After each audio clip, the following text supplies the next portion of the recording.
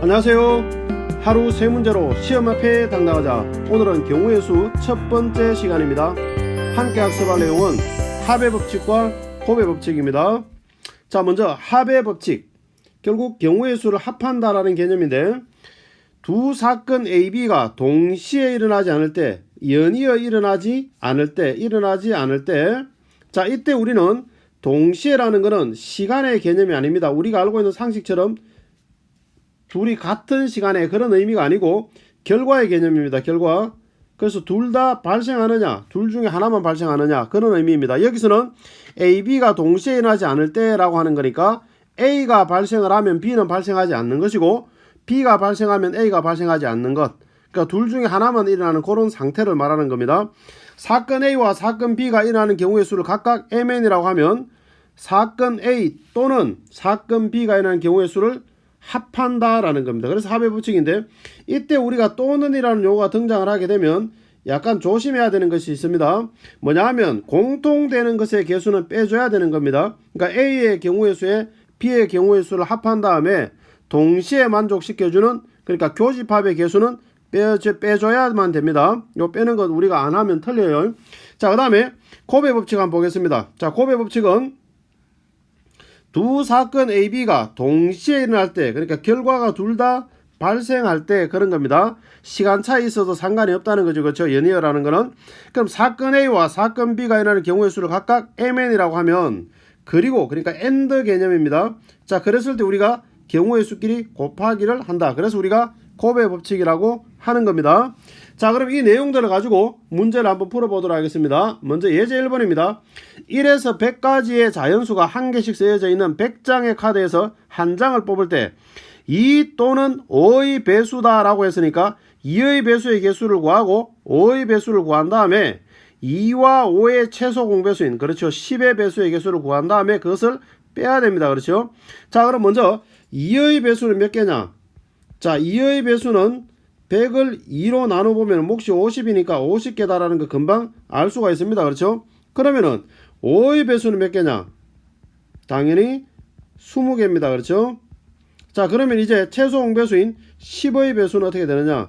자, 10의 배수는 10개입니다. 그렇죠? 그럼 우리가 구하고자 하는 어떻게 되느냐? 2의 배수의 개수에다가 그 다음에 5의 배수의 개수를 더한 다음에 10의 개수의 배수를 빼는 겁니다. 그래서 우리가 원하는 답은 60개가 정답이다. 자, 이렇게 우리가 되겠습니다. 자, 다음은 예제 2번입니다. 다항식 ABC, 그 다음에 XYZ PQ가 되어져 있는 것을 전개했을 때 항의 개수를 구하라고 했는데, 자, 여기에서 문자가 다 다릅니다. 그렇죠? 그리고 앞에 항과 뒤에 항을 곱하려고 하면 어떻게 해야 되느냐? 분배 법칙으로 각각 이렇게 곱해지게 됩니다. 그렇죠? 자, 이런 식으로 우리가 계속적으로 곱하게 될 텐데, 그러면은 결과적으로 항들이 다 사용이 되어집니다. 그렇죠? 그러니까 AND 개념입니다. 그래서 우리가 앞에 항 3개, 그 다음에 중간에 3개, 끝에 그 2개, 그래서 다 곱해주면 우리가 항은 총 18개가 된다는 것을 알 수가 있습니다. 그래서 답은 18이 정답이 되겠습니다. 자, 그 다음에 예제 3번입니다.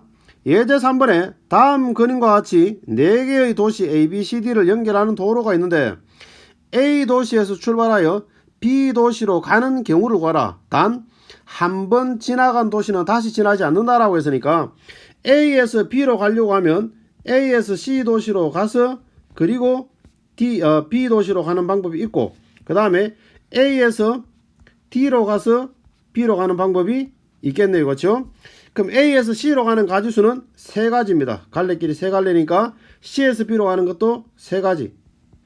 자, 그 다음에 A에서 D로 가는 것 2가지, 그 다음에 D에서 B로 3가지, 6가지가 됩니다. 그렇죠? 그럼 여기서 우리는 첫 번째 이 방법과 두 번째 이 방법은 동시에 일어나는 것이 아닙니다. 그렇죠? A에서 C 방향으로 갔다는 것은 D 방향으로 가지 않았다는 의미를 갖는 겁니다. 그렇죠? 그래서 이 경우는 또는의 개념이 되는 거니까 9와 6을 더해주면 우리가 원하는 정답이다. 자, 이렇게 볼 수가 있겠네요. 자, 그러면은 한 문제 더 풀어보도록 하겠습니다. 진호와 현수가 A 도시에서 출발하여 B 도시로 가는 경우의 수를 구하라. 자, 단 한 사람이 통과한 중간 도시는 다른 사람이 통과할 수 없다라고 이야기했는데, 자, 한번 보겠습니다. 먼저 진호하고 자, 현수가 만약에 진호가 A 도시에서 C 도시를 거쳐서 B로 갔다라고 한다면 진호가 C 도시로 갔으니까 현수는 D 도시로 가야 됩니다. 그렇죠? 그래서 A에서 D 방향으로 가서 B로 가야 된다. 자, 이렇게 우리가 볼 수가 있고, 두 번째 생각할 수 있는 거는 뭐냐면 진호와 자, 역시 현수가 이번에는 진호가 A에서 D로 가서 B로 가고, 그럼 현수는 A에서 C로 가서 B로 가고, 자, 이렇게 될 수가 있겠네요. 그렇죠? 그러면 보겠습니다. A에서 C로 가는 거 3 곱하기 3, 그 다음에 A에서 D로 가는 거 2 곱하기 3. 자, 이때 우리가 진호도 현수도 둘 다 각각 갑니다. 그렇죠? 그래서 둘 다 발생을 하니까 곱하기를 해야 되는 겁니다.